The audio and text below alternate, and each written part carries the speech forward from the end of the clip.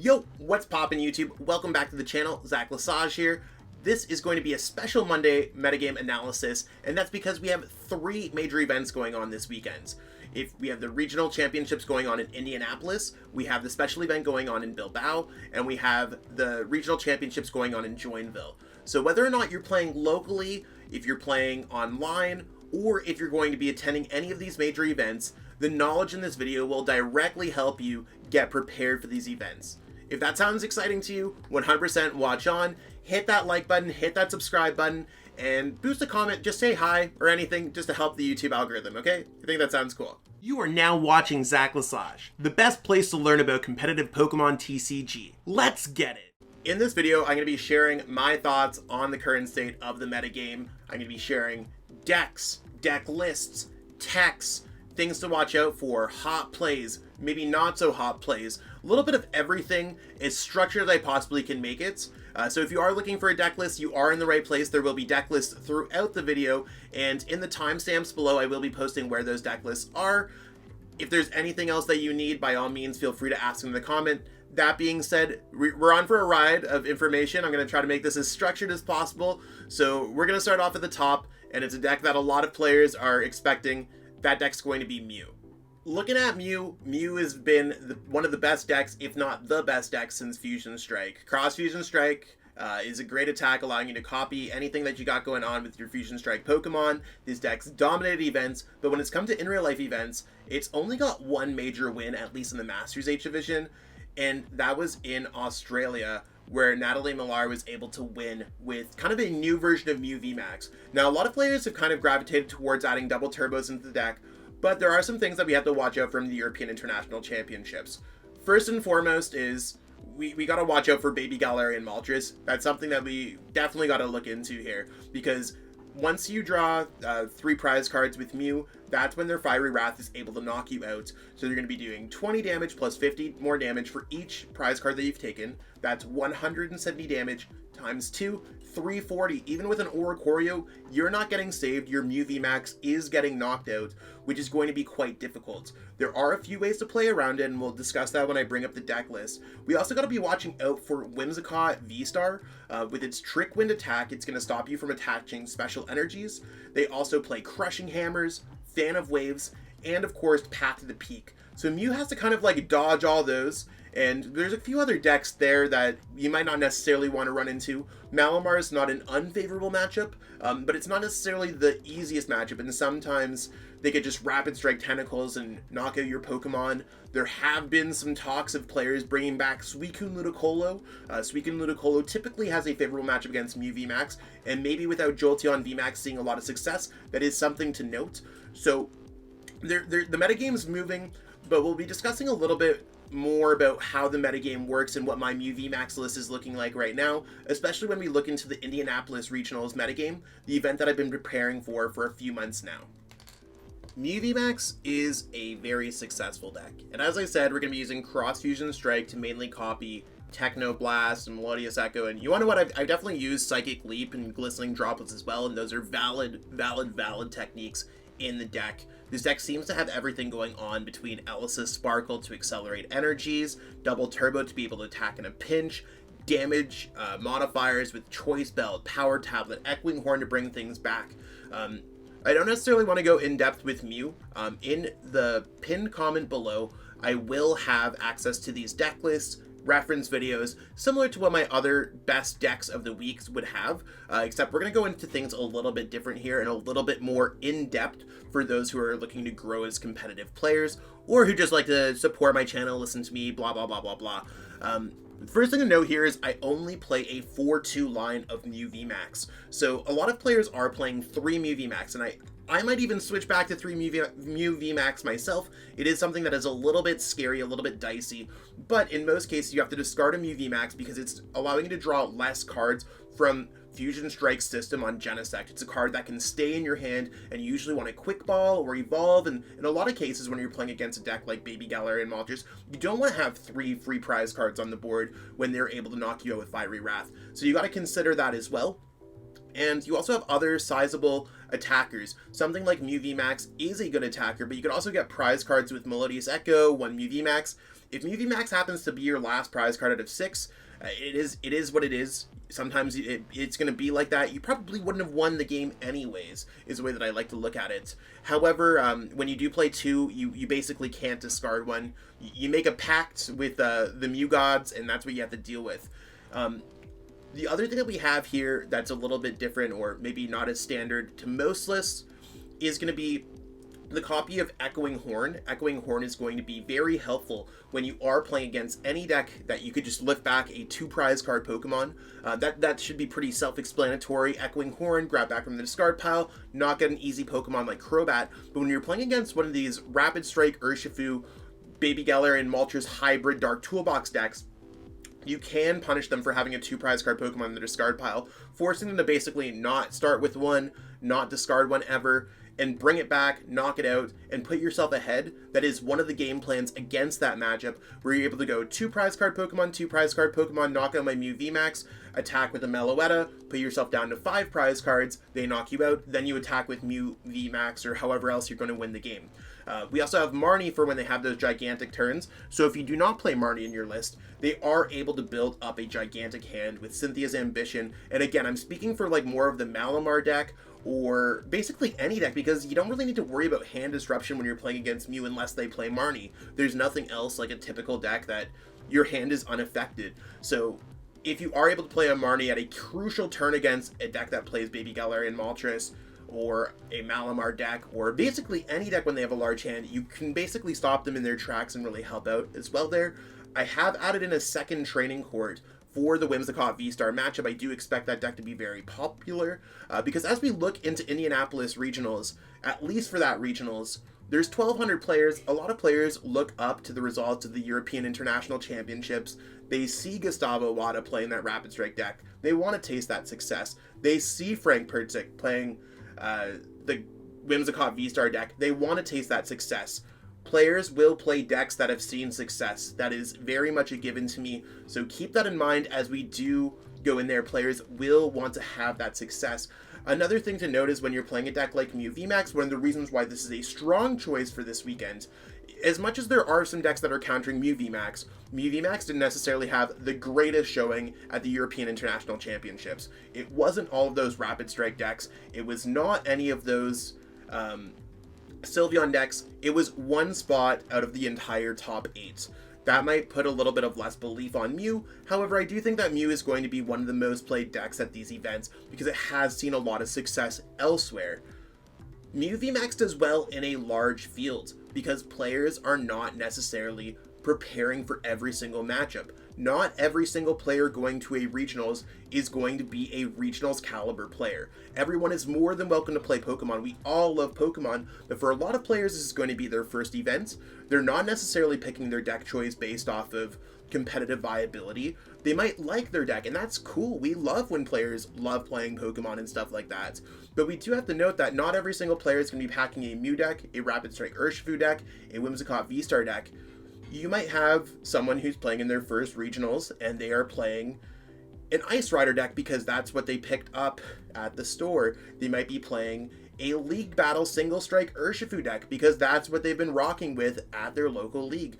These are things where I think we can't necessarily expect every single 1,200 deck to fit into the top 5 decks. So Mew does very well against a lot of those lesser competitive, more fun decks, or still competitive but maybe not necessarily the best deck in the format competitively. It's one of those things where Mew does pretty well against those decks. So when we think about a field of 1,200 players for Indianapolis Masters, we do have to look at it where there's about 100 players who are going to be making day 2. You will have another about 150 players who are getting points from the event. You're going to have another 200 players who are close to getting points.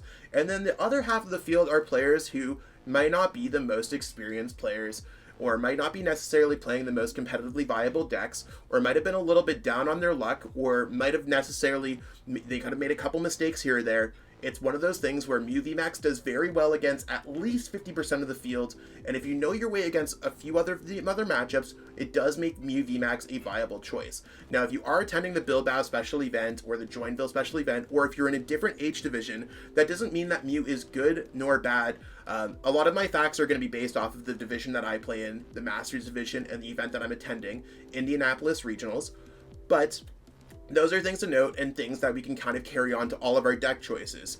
If you are a Mew VMAX player and you feel comfortable playing Mew VMAX and you know how to play against a lot of the top matchups, or you have a decent idea, Mew VMAX is a great play for this event.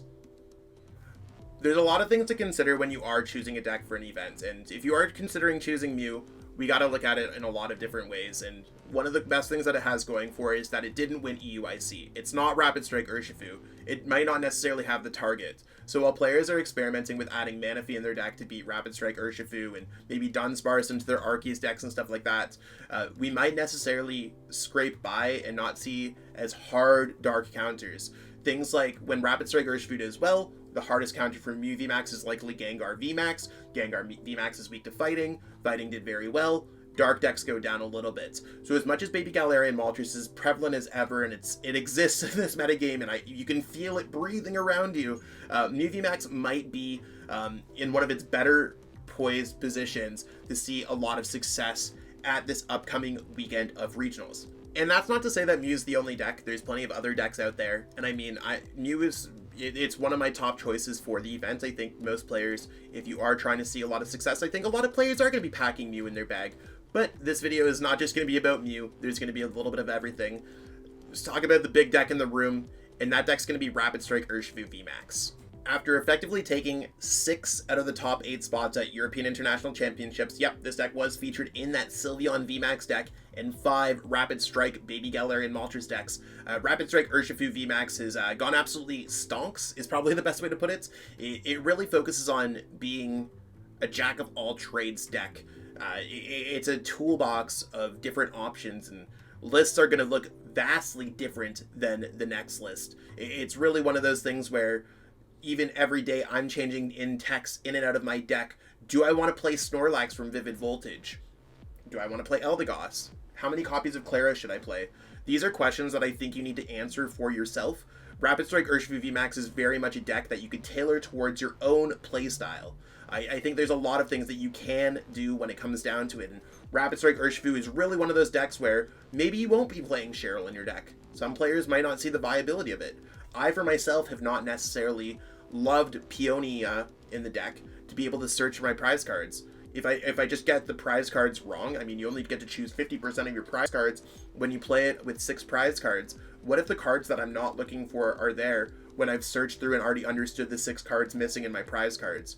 And that's not to say that it's a bad card, it just doesn't necessarily fit my playstyle.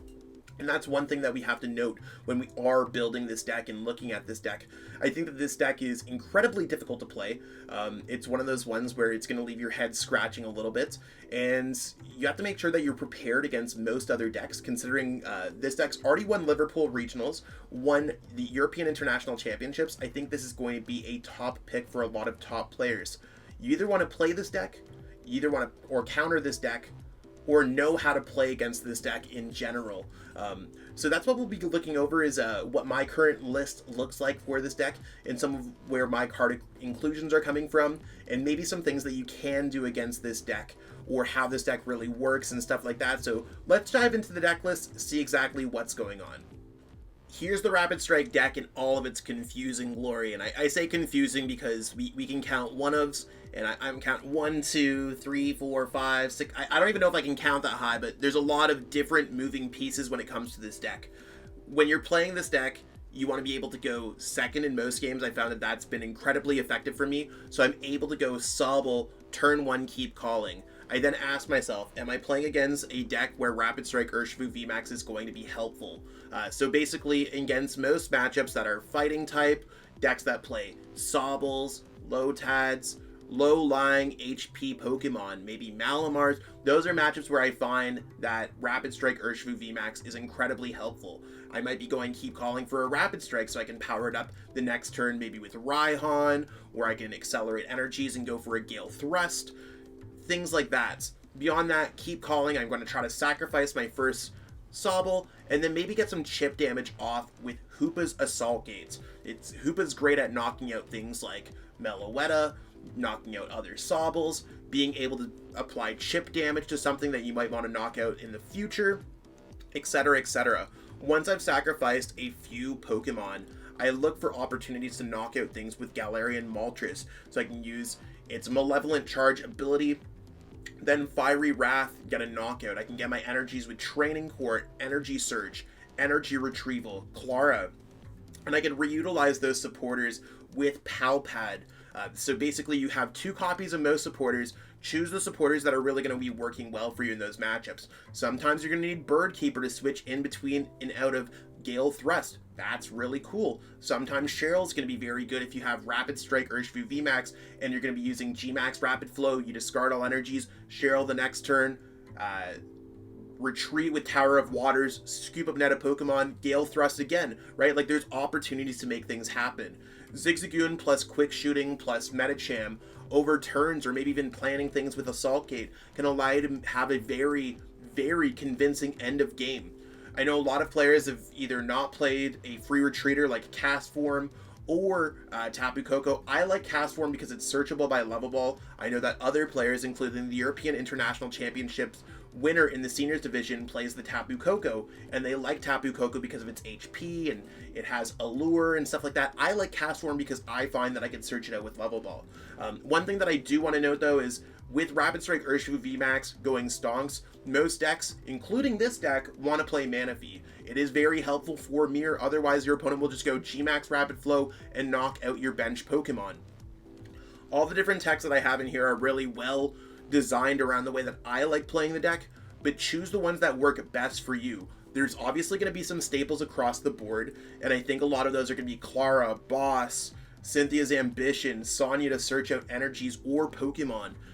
Other ones like Cheryl or Professor's Research or even Avery might not necessarily fit into the metagame that you are expecting. Make sure that you playtest this deck because there are cards that you're going to want to take in and out. If we look at my energy line, most lists are playing 3 Rapid Strike or energies. I play 2, and I think I'm okay with that right now, at least in my current state of testing. I don't know if I'm either advanced, or I just don't necessarily know if I need that many Rapid Strike Urshifu or Rapid Strike energies for Rapid Strike Urshifu or Metacham or anything. I will figure that out as I continuously test this deck, but figure out things, because your list might not necessarily look the same as Robin Schulz or Gustavo Wada's or Caleb Rogerson's. Your list could look very different. Make sure that you're adding the cards that are working for you. When you are playing against this deck, it is one of those things to note that they can Gmax Rapid Flow. They are a fighting type deck. They are also a dark type deck that can get out Galarian Moltres in a pinch. There are other techs in this deck for other lists, that Snorlax, Galarian Moltres V, etc. There's a lot of things going on here. Take notes when you are playing against this deck so you can have a decent idea of what's in your opponent's list. Try to piece a 60 card deck mentally together, but this deck is it's hard to play test against because lists are going to be different in between rounds. I'm assuming most players are going to be copying straight up net decking Gustavo Wada's list, or one of their other favorite players who did very well in the top 8. I mean, Isaiah Bradner is a very popular player. Pedro Torres is a very popular player. I mean, even in the seniors division, I'm sure Caleb Rogerson's list is going to get copied a lot as well, even by some Masters players. Take note and try to understand what those lists are and sort them into a basket so you know exactly what techs you're dealing with and what to really expect. If it's something in between, expect the unexpected and just play the best you possibly can. Rapid Strike Urshifu VMAX does require a lot of forethought when you are thinking, so if you are considering playing this deck for the regionals, realize that it might cause more thinking than, let's say, a Whimsicott deck, and after 9 rounds of Swiss in the Masters division, up to 27 games, it could be a little bit tolling. However, the matchup spread of this deck looks pretty well because it does do really well against most Mew players. Depending on the player's skill level, I find between Mew and this deck, whoever is more skilled typically will win, at least in my experience. This deck does pretty well against Arceus decks. This deck does really well against Malamar decks. Like, if you play against anything, you're pretty good. The one matchup that I haven't tested enough of is the mirror matchup, and that's one thing that I do plan on playing. However, you do need to know that this deck did win and had 5 other spots in the top 8 of the European Internationals. I sound like a broken record, but players will be playing Manaphy, they will be playing Dunsparce, and some players might just say, screw it, and play Sylveon to try to counter this deck, or Whimsicott, or whatever other counters that they decide to homebrew. As you can tell, Rapid Strike Urshifu VMAX is going to be an important part of our metagame. It's really one of those decks where I think we're going to see a lot of it, and some of it's going to do well. 100%, I do predict this deck to do very well, along with Mew VMAX. I do think that there's going to be a lot of players who are going to have a disappointing day with this deck. And I do want to say that net decking is cool, picking decks up from your favorite players, including myself, any deck from the European International Championships, wherever you find it. Do your homework when it comes to those decks. Understand why this deck is available to be played. We're in a great era of the game, so you can kind of watch the Pokemon official stream. This deck was featured heavily on stream, so you can learn how many different players are playing it, such as Tord Reklev, Gustavo Wada, Pedro Torres, Isaiah Bradner, Justin Bocari, Rahul Reddy. Like, there's a lot of strong players who played this deck, and I do recommend checking it out. But make sure that you understand why they are including cards in their list. Ask yourself those tough questions. Don't just necessarily be like, I'm going to play this deck because I think I'm going to do really well with it. And you could do that from a non-competitive standpoint if you're just here to have fun, and if you like Rapid Strike, Baby Galar, and Moltres. It's a tolling deck to play, but if you're trying to really push yourself in the competitive direction, I thoroughly recommend for you to kind of check this deck out, learn a little bit more about its intricacies, and be as prepared as possible. But the whole game is not just going to be Rapid Strike Urshifu decks. There's going to be other decks there. We've gone over this a few times, and I'd say there's probably a definitive top 4 decks right now. I think that's probably the best way that I put it. Not including all the Arceus variants, because it's really hard to count all those. But we will be going over Arceus, because Arceus VSTAR is going to be a large portion of our metagame. It's going to take a large share of the metagame, and you'll likely run into Arceus VSTAR if you are playing in any events for the foreseeable future. Arceus VSTAR decks are all going to have a lot in common. They do want to be going first most of the time, so they can attach an energy to an Arceus V, and the next turn they're going to be wanting to go Starbirth, Trinity Nova, ready to go, accelerating energies onto either another Arceus VSTAR or very assorted Pokemon V that are, like, we've seen Crobat VMAX really spike up over the past few weeks. We've seen even Arceus Rapid Strike decks, even Arceus Mew decks, Arceus decks, Arceus Whimsicott decks, Arceus Gengar decks. Like, I mean, you could literally pair this card with most decks and it will be viable to some degree. I don't think there's ever a world where an Arceus deck cannot win games. I mean, we've even seen, like, decks that have kind of died off a little bit, like Zacian Zamazenta, spiritually get transformed to Arceus VSTAR Zamazenta over the past little bit. Players are really experimenting with Arceus VSTAR, which is making it really interesting, but at the same time, I will cut it basic for this video and just show you my Arceus VSTAR Inteleon deck. I do think the Inteleon variants of this deck, I've seen a little bit more success, especially with Bruno Sermon's list in Sao Paulo Regionals. But it should also be noted that Bibarel variants, especially dark Bibarel variants, or we have the kind of Inteleon, Baby Galar, and Moltres variants have been seeing a lot of success too. Arceus VSTAR is going to take a large portion of our metagame. Let's check out what a list might look like. Here's my take on Arceus VSTAR Inteleon, and to me I think that this is probably the best basic version to be playing Arceus. Now, you can basically prepare this deck however which way you like, and we have seen players play Lycanroc VMAX, try to counter Mirror, or we've even seen Sylveon or Gardevoir VMAX. Like, you could really tailor an Arceus VSTAR deck the way you want, and that's because either Trinity Charge or Trinity Nova are both accelerating energies onto V Pokemon. Again, I do like looking at kind of a blank canvas, and to me, this is a very personalized list to me, but it has been seeing decent success as well. Very similar list, won a regional championships in Sao Paulo. That's what we got going on. We're going to be accelerating energies here to our Arceus VSTAR or our Arceus Vs with Trinity Charge, Trinity Nova, and we're going to be putting on a Big Charm or a Choice Belt, depending if we're trying to get a knockout. I mean, we have access to going attach an energy turn 1, attach an double turbo or whatever energy turn 2. We can search that out with Starbirth, go Boss's Orders, Choice Belt, Zigzagoon, knock out an Arceus V, or knock out our opponent's Mew V, or however we really want to be playing this. So there's a lot of different things to choose from. You can sometimes go Starbirth, Path, Marnie, Attack, Path, Marnie, you know what I'm saying? Like, you have a lot of really cool plays, and that's what these Drizzile, Inteleon engines do. They allow you to search through things throughout your deck and really make these deep, bold, thought out plays, and you have access to quick shootings and scoop up nets, and you have ways to damage modifiers similar to the Rapid Strike Urshifu deck, which is based off of an Inteleon engine. We have all these different supporters, and Charon's Care allows you to kind of loop your Arceus over and over, so you're able to attack and take some damage if you're not knocked out. Charon's Care, attack with another Arceus, power up another Arceus, things like that.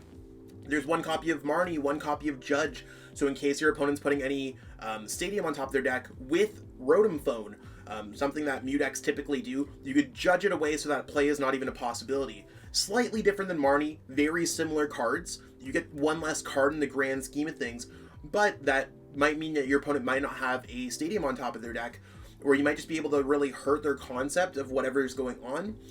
Sometimes you want to go research, pitch your hand away. Other times your opponent might have a massive bench that you want to Avery.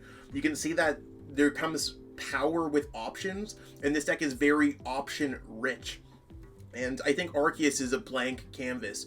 You could play with whatever you want, expect to see it played with lots of different things. What I expect a lot of the majority of decks are going to be at this event, if you're going to Indianapolis, is going to be 2/2 Arceus line, maybe Babero, maybe Inteleon, plus insert random VMAX or VSTAR Pokemon here. I've seen Delmai's VMAX seeing play. I've seen players play Crobat VMAX. I've seen players play Zamazenta V, Aegislash VMAX, Lycanroc VMAX. You name it, it's going to be there. So expect to play against these decks. Realize that the core is going to be 2 prize card Pokemon mixed with 1 prize card Pokemon. Try to focus on knocking out 3 2 prize card Pokemons if you are playing this deck. If you are playing Arceus deck, the one thing that always kind of I take a step back from is when it comes to a mirror match. A lot of times you're able to go turn 1, attach an energy going first, turn 2, knock out their Arceus V with Boss, Zigzagoon, Choice Belt, or any combination of the such.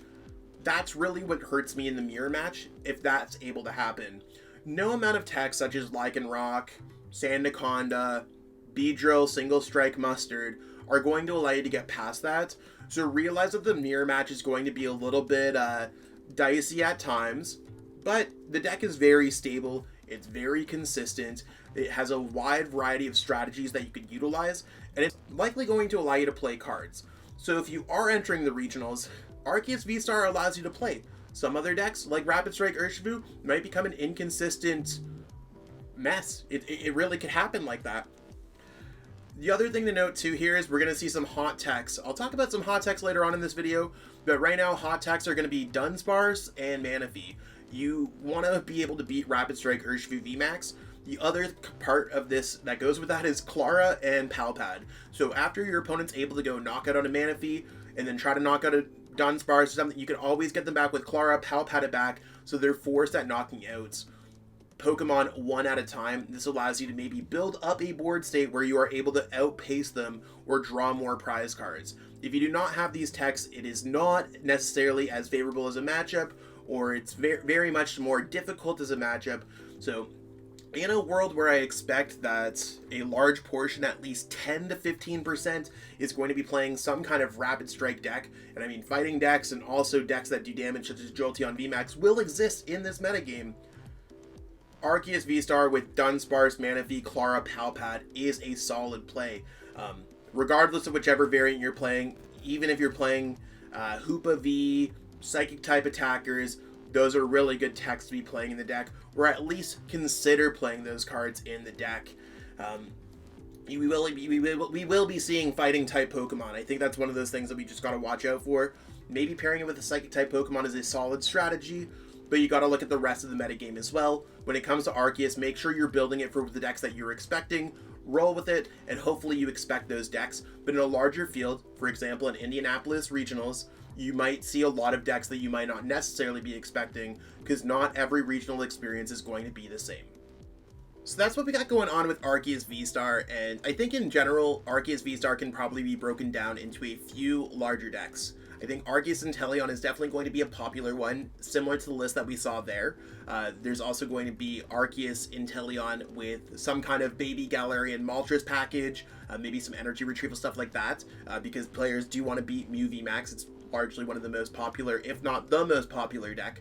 And there's also going to be kind of the Arceus VSTAR Bibarel Crobat VMAX deck that's been seeing a lot of success online.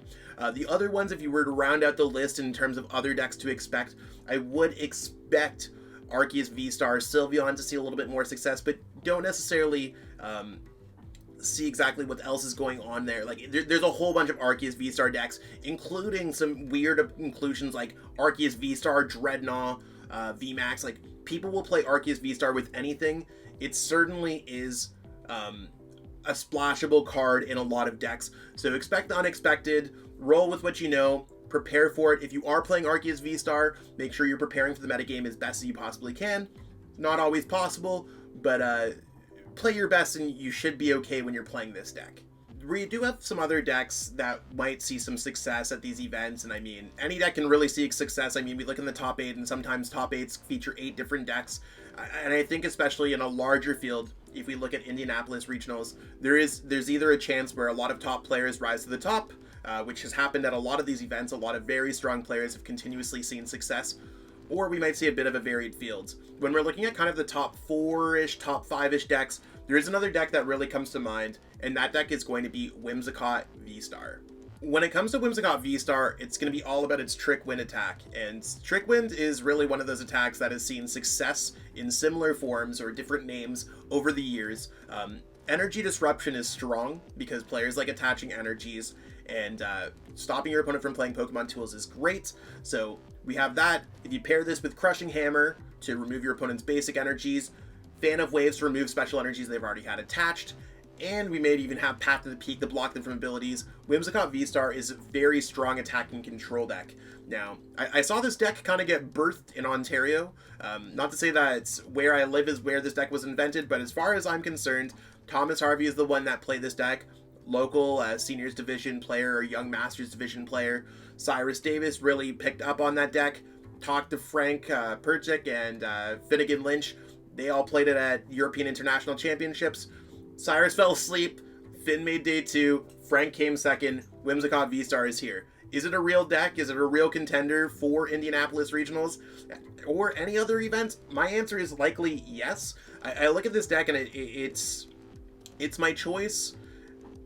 It's one of my choices. I don't know exactly where I'm ranking it right now. Maybe in my mind, if we're doing any kind of order with this deck or with this video, it might be 4th. But Trick Wind is definitely a tempting deck. If you look at Frank's run, hitting some Rapid Strike Urshifu decks and stopping them from being Rapid Strike Urshifu decks, and maybe Baby Galarian Moltres isn't enough to knock out Whimsicott VSTAR, and maybe the Averys are going to be hidden different. Whimsicott VSTAR might be able to take you, even if you're not the necessarily most experienced player, all the way to a top finish at your next event. It's really, it's there, and it's about as basic as what it seems. There's certainly some complex plays that you could do with Fluffball Star, but a lot of it's going to be choosing the correct energies that you're discarding with Crushing Hammer, utilizing Fan of Waves correctly, and of course, using Trick Wind over and over again. Let's jump into the deck list and see exactly what it looks like. When it comes to Whimsicott VSTAR, I don't know if I'd make any changes to the list that was worked on by that group and the one that Frank was able to come second with. I think they really got the list right, and maybe they'll prove us wrong by switching it up a little bit or playing something new again, but I do think Whimsicott VSTAR is very much a capable deck if playing at Indianapolis Regionals or any of the other major events going on. It's all about going to be using Trick Wind, and you want to be going first with this deck, attaching an energy, likely a Psychic Energy, because in a world where Whimsicott exists, we got to also be expecting that there's going to be Whimsicott mirrors or other decks that might want to be playing some disruption. We want to be attaching Psychic Energies first because Fan of Waves is a guarantee, whereas Crushing Hammer is a coin flip. We're going to be using barrels, industrial, and scissors as our draw, and we're just going to be trying to mill through our opponent's energies with crushing hammers, fan of waves to disrupt them, path to the peak. Where they really kind of brought to this deck is Peony is a great way for them to grab particular cards out of this deck. And those could be crushing hammers, fan of waves, maybe an experience share, whatever they're really looking for. It is cool. It allows them to search for cards that weren't necessarily searchable. I do like experience share in this deck. I also like Raihan in this deck. Experience share allows you to have one on the Whimsicott on the bench, so you can always have access to an energy. I almost would like to add a Raihan in here as more and more that I think about it and I'm talking. A lot of my ideas come from when I'm talking out loud. I'm like, Raihan would be really good in this deck, huh?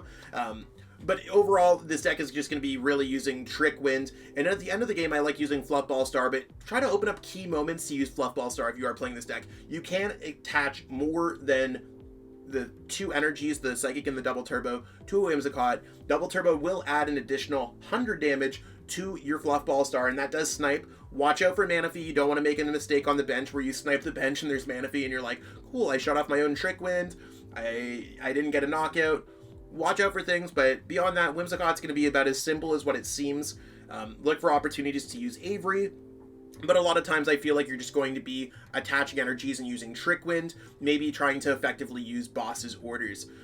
Whimsicott VSTAR, super simple deck, a little bit more on the rogue side, but I do think it's mainstream, and like I said, players do want to see success, such as Frank. And I think like Frank being on the international stage, like, they will look at this deck and be like, Whimsicott's so cool. So if you are playing Whimsicott, realize that you can run into matchups, but players might necessarily be teching against things. If we looked into my Arceus and Teleon list, I did cut one of my double turbos and add an extra basic energy. In my Mew list, I do play 2 copies of Training Court. That's going to get around Path to the Peak, and I have access to psychic energies to attach, and I mean, I am prepared with my decks against this deck as much as possible. And it's a world where Whimsicott VSTAR could be appropriately positioned.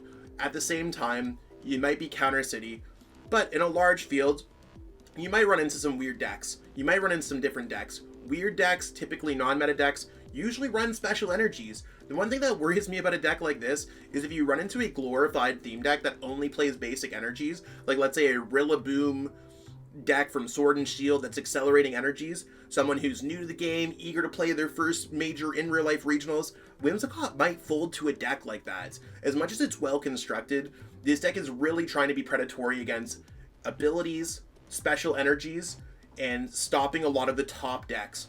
When you expect the unexpected, things can happen and you might just not necessarily like those matchups at that point. Again, don't let that stop you from playing Whimsicott. This deck's always in the back of my mind. I'm thinking about it when I'm thinking about anything else in my day. I'm like, is Whimsicott the play? Will this get me that top cut that I really want? Can I make day 2 with Whimsicott? I think the answers are yes. A lot of it just depends. If you are trying to play against Whimsicott, and you are trying to tech against Whimsicott, extra basic energies are certainly good. Ways to recover special energies, or basic energies, like Clara or energy retrieval, very good. Training Courts in Mew, very good. Basically basic energies, reducing your special energies, and finding ways around Path to the Peak, very, very good, because Whimsicott is a very delicate and fragile deck at times. So it is a great deck. Definitely has some fundamental issues if you run into a lot of basic energies or players start to counter it. But in a field of 1,200 players aren't countering this deck might be the real deal. I often, when looking at this Whimsicott deck, I don't know if it's a real inclusion into this top 4. I mean, I think by default we might have a top 3 and Whimsicott might just fall outside of that. Or is it a hot play? I'm still trying to figure this out. Whimsicott is very confusing to kind of position into the metagame, but I do think that it has a very robust matchup spread. It's very interesting, and if you have the right day, you could go very far with Whimsicott. I think there's very much a real possibility that Frank's run at European International Championships was not a one-of occurrence, and I think someone could replicate that success. To me, I think Whimsicott is a hot play, especially if you are looking to get some points, but that doesn't necessarily mean that it's not a good play either. I'm still trying to, you know what I'm saying? There's a lot of things going on there, but there is one other deck that I really want to discuss today. Not necessarily in terms of play, but we'll definitely, I'm just trying to make sure that we have a well-rounded discussion here today, and then we'll maybe get into a couple other hot plays in this video as well, just to keep it rolling. So in the grand scheme of things, I think those decks are really those top 4 plays, and I think like that's where the line in the sand is. Anything else beyond that is really going to be more of a metagame call, or you feel like you're an expert of those decks. Those are things that I would really try to kind of go with. But the deck that I want to talk about a little bit more is going to be Malamar. Looking at Malamar, you gotta love it. It's a single prize card attacking deck, falls into the budget category, and Rapid Strike Tentacles can knock out anything in formats. I mean, it has a semi-infinite damage output, and it's really one of those fun decks that is competitive as well. But how competitive is it? Malamar has fallen down the ranks a little bit, and I think a lot of it has to do with players understanding how to play against this deck. There was once a point where Malamar was a Mew counter, and Malamar was able to beat Arceus decks, and Malamar was able to beat, like, you know what I'm saying? Like, there was a whole list of things. I do think that Malamar does have opportunities to beat those decks, but the more experience you have in the matchup, the more you realize that it's Malamar has to pop off one turn with Cynthia's Ambition, discard 9 against a Mew VMAX, and get a little bit lucky, sometimes run itself to 0 cards, then Mew VMAX can strike really hard. It's one of those things where Malamar might not necessarily be as good as we once thought, or is it? We're going to look at this deck list, see exactly what we got going on, but to me, I think this is probably the definitive 5th best deck in formats, if there's any kind of deck that doesn't fall into an Arceus category or anything else like that, because obviously that's going to expand the top 5, but in terms of archetypes in general, Malamar is definitely our 5th kind of standalone archetype in our format. So here you have it, the Rapid Strike Tentacles Master, Malamar. You're going to be ripping Rapid Strike cards out of your hand, doing 40 damage a pop, and you can build up a massive hand between using Scoop Up Net, Rescue Carrier, Rapid Strike Search with Octillery, Shady Dealings, Cynthia's Ambition. You have ways to take your hand all the way to the moon and drop it back onto your opponent, hitting for those large numbers of 9 to get a knockout on a Mew VMAX when they have an Oricorio in play. There's a lot of things to go over when it comes to this deck. Like I said, Malamar can aim for those knockouts. We have the same Intellion line that we've seen in a couple other decks. We don't necessarily need to repeat it. And Octillery focuses on searching out those Rapid Strike cards, including Spiral Energy, including supporters like Karina's Focus and Brawly. And really, you could scoop up net back that Pokemon to add another +2 to your hand to make things really happen. This deck really wants to go second, so you could either go Brawly or go Sobble, Keep Calling, rip out your Rapid Strike Pokemon, which Inkay, Sobble, Remoraid all fall into that kind of position. And this deck's been working well. I like the Escape Rope. I like the Boss's Orders in this deck. Those 2 cards work out really nicely. I think Malamar's a well-constructed deck. Can definitely see success at the events. The thing that worries me the most about a deck like this is, A, Rapid Strike Urshifu VMAX is out there, and even when you play Manaphy, they can go Metacham with Quick Shooting, Zigzagoon, knock out Manaphy, take another turn, Gmax Rapid Flow, knock out a Malamar, knock out an Inkay, take these huge leap turns where they're able to draw 50% of their prize cards in a single leap.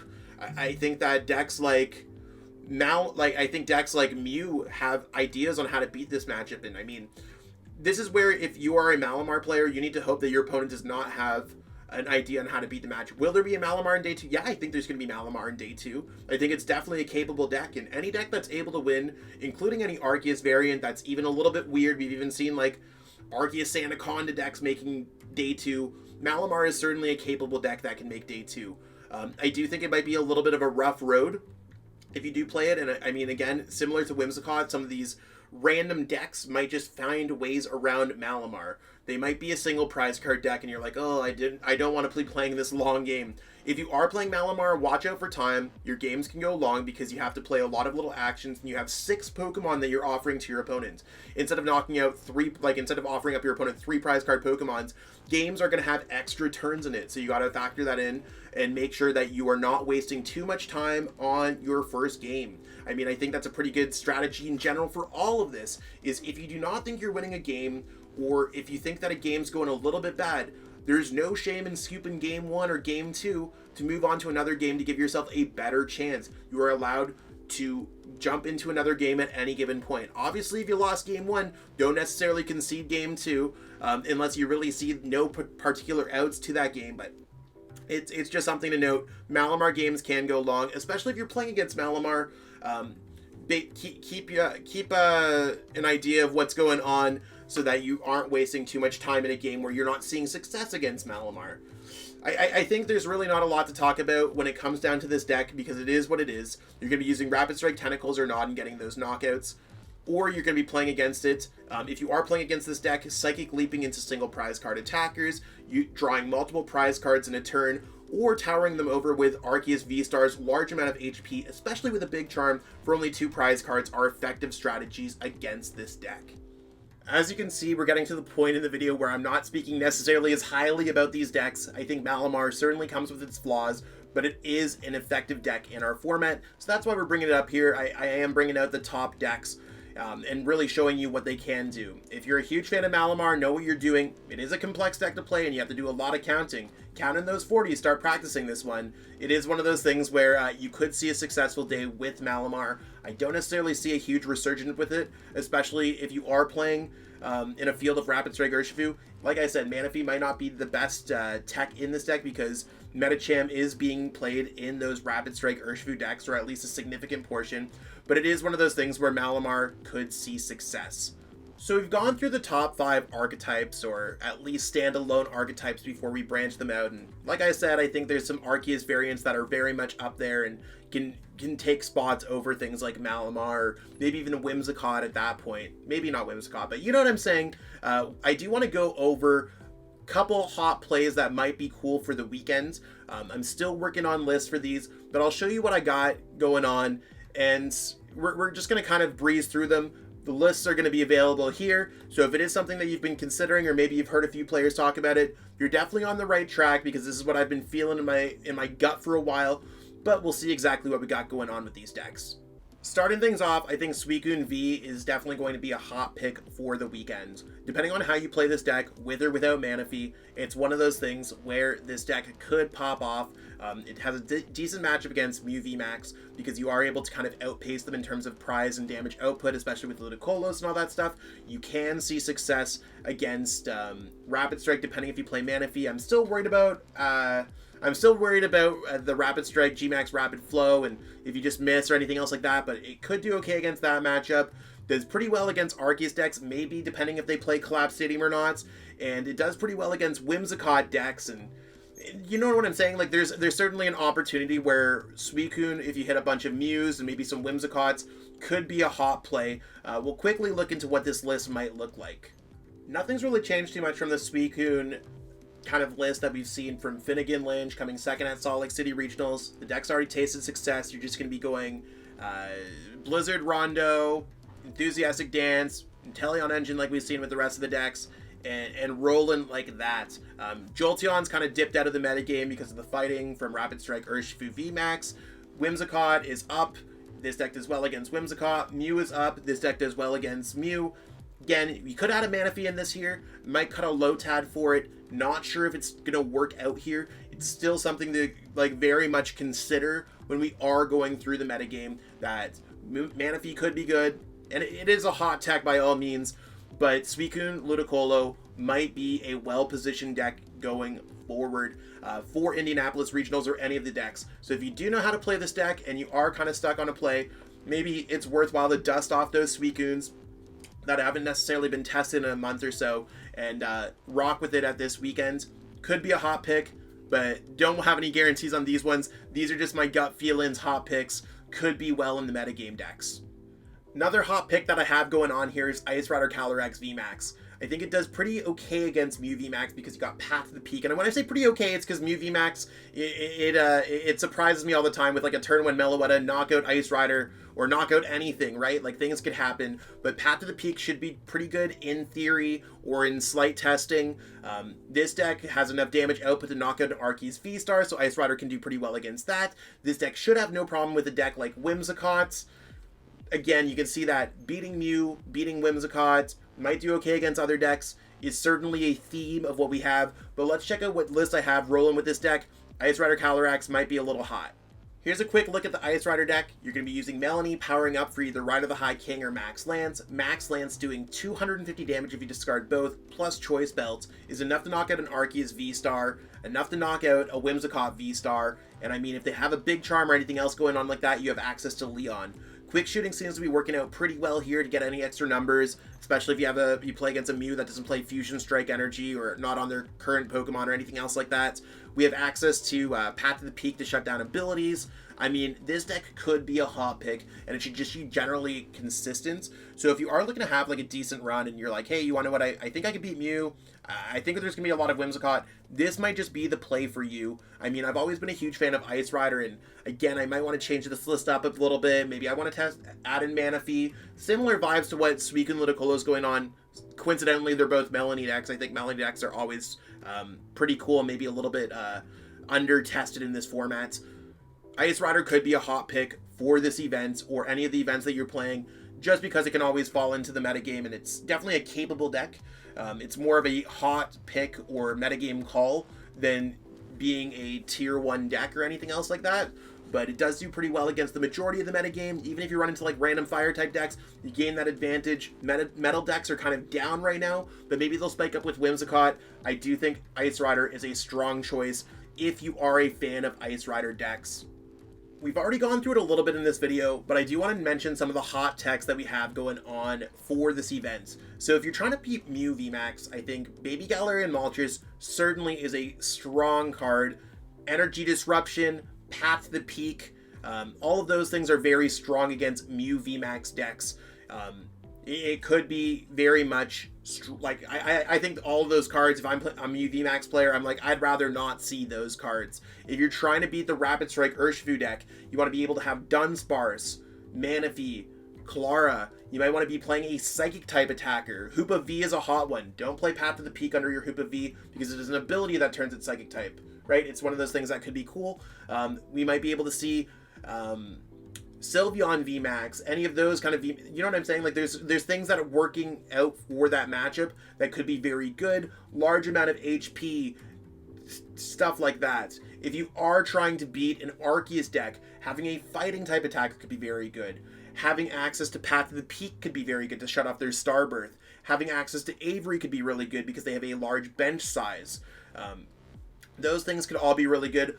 Really cool thing that I've been working on the side is playing around with Jolteon with Memory Capsule. Jolteon, the one that blocks water type abilities. So that could be a good counter to any of these Inteleon decks in general for the weekend. If someone could get Jolteon to work in any deck with Memory Capsule, that'd be incredibly hot.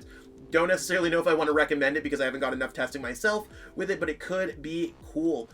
If you are trying to test again a Whimsicott deck, you might want to be playing a metal type attacker. That could be really interesting overall. If you want to be playing things that are more basic energies, training courts, you want to be able to have ways to be able to attack and maybe two-shot or one-shot a Whimsicott VSTAR planned methodically, right? So if you are playing the Mew deck, play that Elesa's for 1 with a Psychic Energy so you can get the attack with Technoblast. There's certainly, when there's a will, there's a way, and there's ways to play against those matchups better. If you're worried about Malamar deck or any single prize card decks, consider adding single prize card Pokemon into your deck, or Pokemon that can draw multiple prize cards at once, such as Rapid Strike Urshifu VMAX, maybe Quick Shooting Inteleon, Jolteon VMAX, things such as that. So those are really the hot picks of the weekend. If you have any hot picks yourself when it comes to techs, let me know in the comments below. Totally would love to hear some of those things that you have going on there.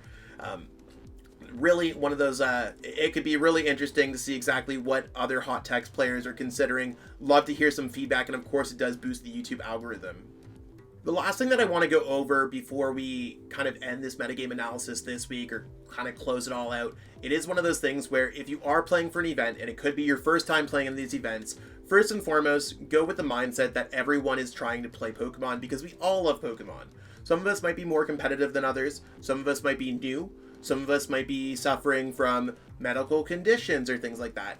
Let's all be welcoming of each other. Let's all be there because we love Pokemon, and let's all support each other. Let's make it a great time for everyone. Make sure that you're staying safe, all that kind of good stuff. If you think something's weird going on in a game, or maybe your opponent's making you feel uncomfortable, feel free to call a judge. It's one of those things where we want everyone to experience comfort at an event, and whatever is comfortable for you might be different than someone else. Or if you think that your opponent's doing something a little bit shady at these events, be sure to double check exactly what's going on. The best way that I experience when I'm able to kind of watch what my opponent's doing. I put my hand down in front of me, and when they're playing out their turn, I watch and see exactly what they're doing. This works in a lot of ways because you're able to see exactly if your opponent's doing anything weird. On top of that, you're also making sure that nothing's going wrong with their gameplay. So sometimes players will want to accidentally double attach an energy. You can stop your opponent and be like, hey, you already attached an energy. No big deal. It's totally cool.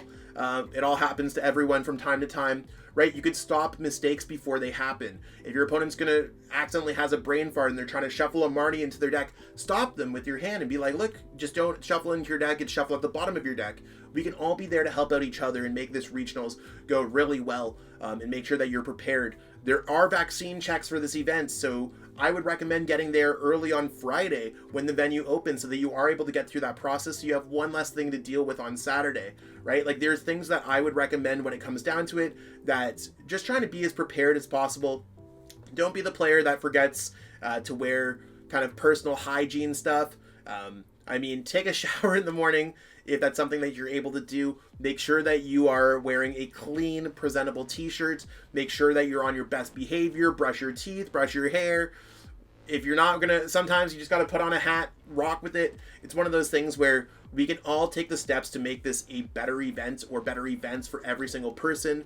And make sure that if you are not feeling well, to not attend the events. I mean, it's one of those things where they did take away the COVID test requirement to enter the event, as long as, like, you have to be fully vaccinated to play and potentially boosted depending when you had the events. I'm not the one who makes the rules, so don't get angry at me. I support and love everyone here, but it is one of those things where if you do have COVID or something like that and you test positive, don't go to the event and try to take the experience away, even if you're asymptomatic, right? Like, it's one of those things where, for me, I have to take a test because I'm traveling from Canada. I have to take a test, present it to, I guess, a border agent or something like that. I haven't traveled internationally in a while, but it's one of those things where if I test positive, I'm not going to try to attend the events. You know what I'm saying? So let's try to make sure that we're all taking things safe and precautions and stuff like that. And if you have any questions about a regionals event, feel free to ask me. What are some extras that I might bring to an event? Sleeves, water bottle, maybe a snack. I typically have a sore stomach, so I'm always packing some kind of Tums or calcium antacids. I'm packing some cash in case they only accept cash if that's where lunch is going to be at. I'm packing a credit card if that's the only place. Some places are contactless, right? You want to make sure that everything's all working out for you when you're going to these events. Be prepared. If something's not going your way, try to figure it out.